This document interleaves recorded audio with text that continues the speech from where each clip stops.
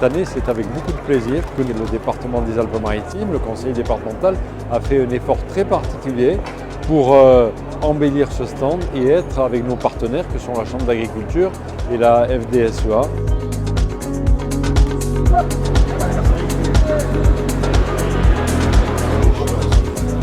Au quotidien, les agriculteurs sont aidés par l'aide que nous apportons à la Chambre et nous avons signé avec la FDSEA un contrat financier important. C'est de l'aide technique qui est apportée. Nous apportons à nos agriculteurs des aides pour l'investissement, la modernisation des exploitations agricoles.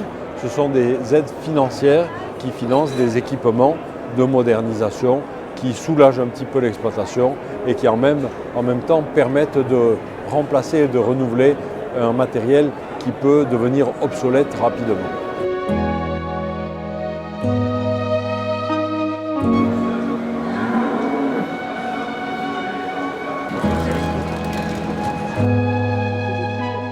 Parce que le salon de l'agriculture, évidemment, il traduit beaucoup de choses. Il traduit d'abord un moment de convivialité où la France se rapproche.